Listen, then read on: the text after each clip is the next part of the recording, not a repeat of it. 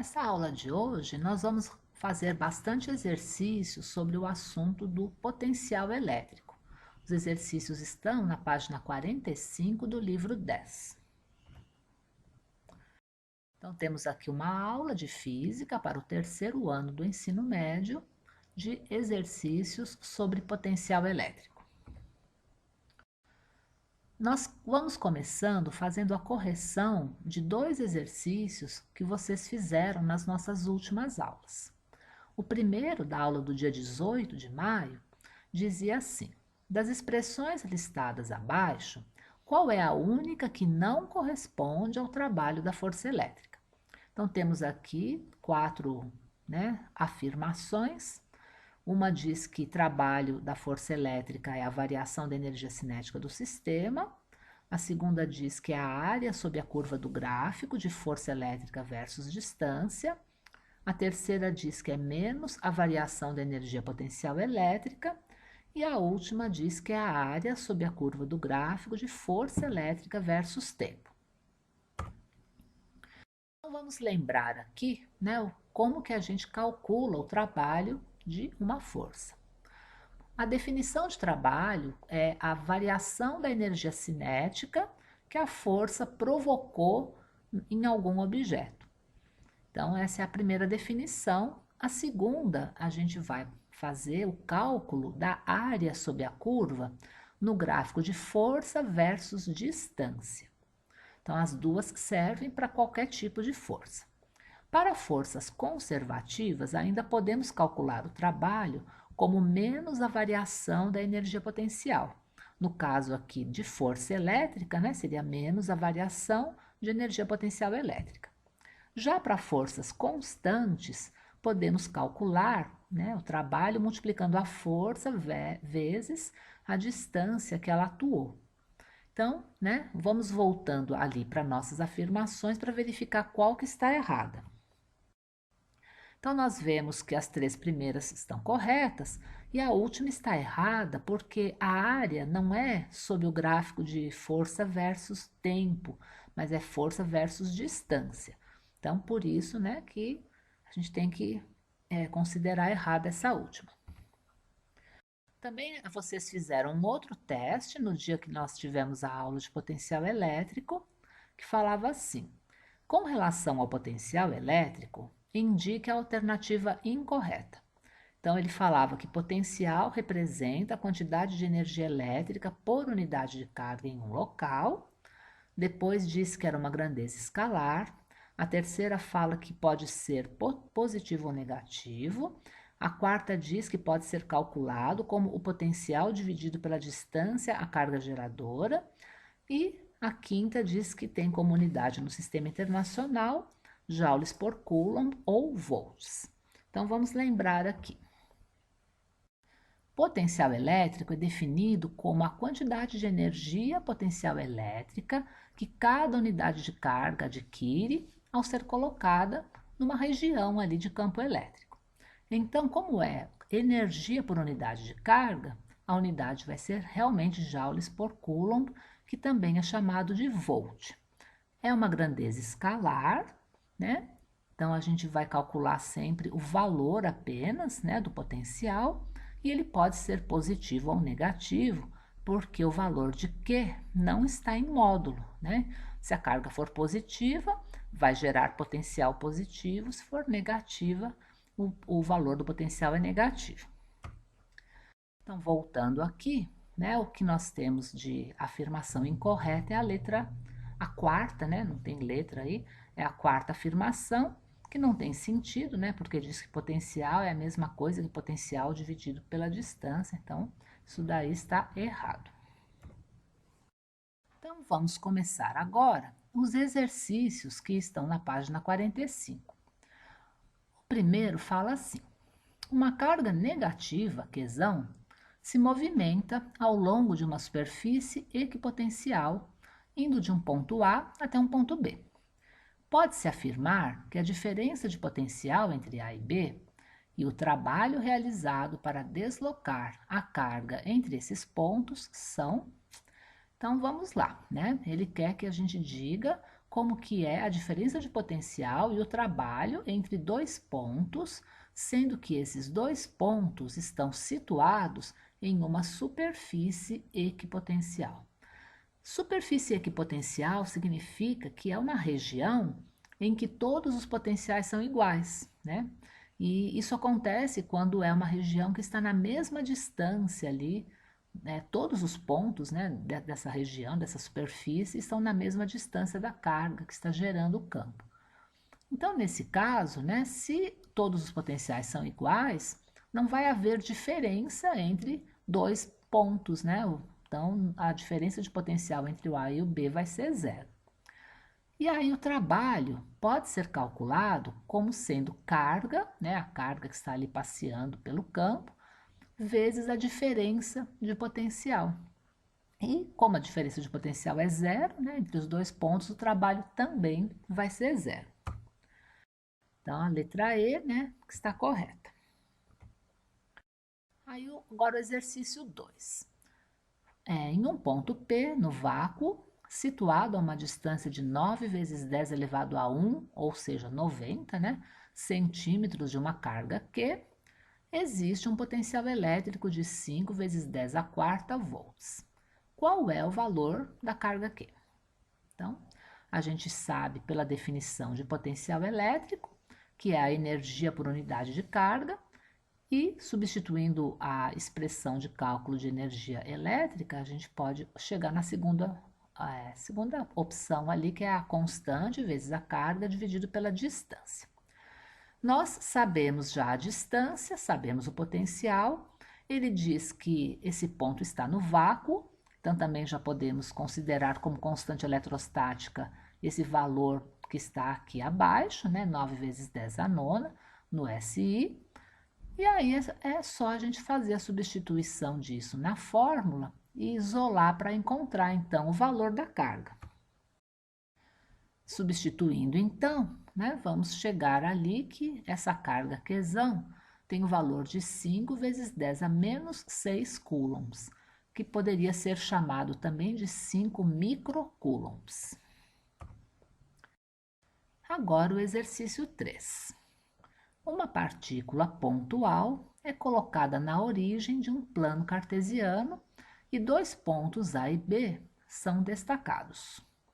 A carga Qzão gera sobre o ponto A um campo elétrico E e um potencial elétrico V. Utilizando como base o campo e o potencial elétrico em A, determine o campo e o potencial elétrico no ponto B. Então, é um exercício que inicialmente parece um pouco confuso, mas vamos analisar aqui o que está acontecendo nessa região, né, do campo elétrico que a carga Q está gerando. Então, olha só, né, quando a gente observa aqui o gráfico, a gente vê que o ponto A está numa distância de 10 quadradinhos, né, ali da carga Qzão. E o ponto B ele está numa distância, que é ali, aquela distância cor-de-rosa, que corresponde a 5 unidades, né? 5 quadradinhos. E a gente sabe disso porque ela forma ali, essa distância rosa forma um triângulo retângulo ali, né? De base 3 e altura 4. 4 quadradinhos de altura, 3 de base. Então, portanto, né? Utilizando o teorema de Pitágoras, a gente chega ali que é 5 unidades a distância. Então, moral da história, o ponto A está no dobro da distância, né, até a carga, que o ponto B. Então, voltando aqui agora. A gente tem, então, para o campo A, né, na região, né, do ponto A, aquela expressão ali, né, de campo elétrico, carga vezes a constante, dividido pela distância ao quadrado. O potencial elétrico no ponto A, né, a fórmula é muito parecida com a do campo elétrico, só que não tem a distância ao quadrado.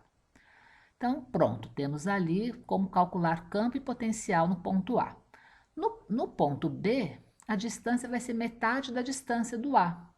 Né? Então, a gente pode fazer a mesma coisa ali para o ponto B, mas no lugar de distância, a gente vai colocar distância sobre 2. E aí, como a distância é a distância sobre 2, no ponto B, a hora que a gente eleva ao quadrado ali no denominador, né, no cálculo do campo elétrico, vai ficar a distância ao quadrado dividido por 4, e esse 4 vai subir ali para o numerador, e a gente pode dizer que então o campo em B é igual a 4 vezes o campo em A. O potencial em B, a gente vai calcular também, considerando que a distância é metade da distância, e aí, né, a hora que a gente inverte ali, né, o denominador, o 2 vai para cima, e a gente pode dizer que o potencial elétrico em B é 2 vezes o valor do potencial em A. Então, essa é uma maneira da gente expressar, né, o campo e o potencial no ponto B em função do valor que seria no ponto A. Agora, o exercício 4 diz assim: duas partículas pontuais, QA e QB, são posicionadas nos vértices A e B de um triângulo equilátero, ABC, de lado 3 centímetros. Sabendo que as cargas encontram-se no vácuo e que o valor da carga A é de 6 microcoulombs e o valor da carga B é de menos 8 microcoulombs, determine o potencial elétrico resultante no ponto C. Então, pessoal, é sempre bom fazer um desenho, né, nesse tipo de exercício. Então, eu coloquei aqui para vocês o desenho, indicando então o nosso triângulo, que tem lado de 3 centímetros. No A temos a carga de 6 microcoulombs e no B de menos 8 microcoulombs. O que ele quer? Que a gente calcule o potencial elétrico resultante. Então, nós vimos que para calcular potencial elétrico resultante em um ponto, nós temos que somar a influência de cada potencial, né, naquele mesmo ponto. Então, vamos lá. Somando o potencial que a carga A gera, mais o potencial que a carga B gera, né, nós vamos somar, né, colocando ali a expressão do potencial de cada uma. E, olhando aqui a nossa figura, nós vemos que o potencial do A e do B vão diferir apenas com relação às cargas que estão gerando o potencial, porque a distância tanto do A quanto do B até o ponto C é a mesma, né? Então, nós podemos, na hora de somar, já deixar em evidência ali a constante eletrostática, que é a mesma para os dois, e a distância. E a somar, então, o valor das cargas. Então, fazendo isso, a gente vai chegar ali, né, que o potencial resultante vai ser de menos 6 vezes 10 elevado a 5 volts. Agora, né, o exercício 5 diz assim: numa mesma linha de força de um campo elétrico uniforme, estão dois pontos A e B separados 10 centímetros um do outro. Sabendo que a diferença de potencial entre os pontos A e B é de 150 volts, calcule a intensidade da força elétrica que atua na carga de 5 vezes 10 a menos 5 coulombs quando colocada nessa região de campo elétrico.